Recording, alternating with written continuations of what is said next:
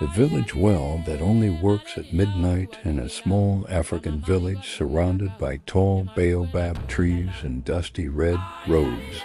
There was a well everyone feared. The villagers called it the Silent Well.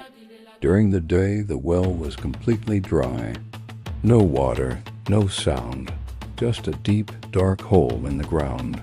Children were warned to stay away from it. But the elders knew something strange about the well. At exactly midnight, the water returned. The strange rule one knew when the mystery began. Long ago, the well had been the village's main water source. But one terrible year, during a long drought, the water suddenly disappeared. For months, the villagers suffered. Then one night, a hunter walking home late heard something strange. Drip, drip, drip. When he looked into the well, it was full of clear, shining water. But as he leaned closer, he heard something else.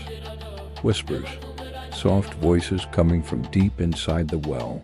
The hunter ran back to the village in terror. The midnight water. The elders investigated the next night. They waited near the well until midnight. As the moon rose high in the sky, something unbelievable happened.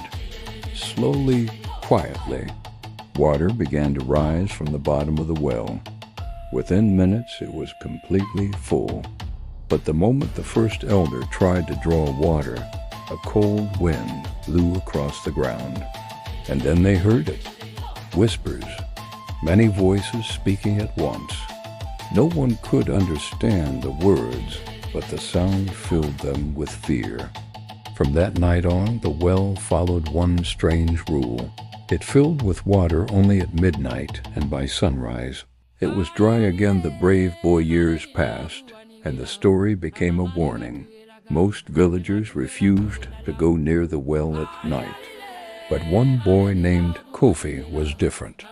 Kofi was an orphan who lived with his grandmother. Their small farm had dried up, and clean water had become hard to find. One night, his grandmother grew very sick. She whispered weakly, "Kofi, bring me water." But all the nearby streams had dried. Kofi remembered the old well. Midnight at the well, with a small clay pot in his hands, Kofi walked alone through the dark village. The moon lit the dusty path. The wind moved quietly through the trees. When he reached the well, it was silent and empty. He waited. Slowly, the village drum in the distance struck 12 times. And just like the stories said, the water began to rise. Kofi leaned forward with his pot. Then he heard it. The whispers. At first they sounded like many voices talking at once. But then something strange happened. One voice became clear. "Why have you come?" Kofi froze. His heart pounded. But he answered bravely, "My grandmother is sick. She needs water." For a moment the whispers stopped. Then the voice spoke again. "Take the water, but remember the truth hidden in this well." The hidden secret. Kofi filled his pot quickly and ran home. His grandmother drank the water and slowly began to feel better. But the boy could not forget the voice. The next day he went to the village elders and told them everything. At first they laughed, but the oldest elder became quiet. He looked toward the well and said softly, "Long ago, before this village was built, this land belonged to another tribe. The well was their sacred place. They believed the spirits of their ancestors lived in the water.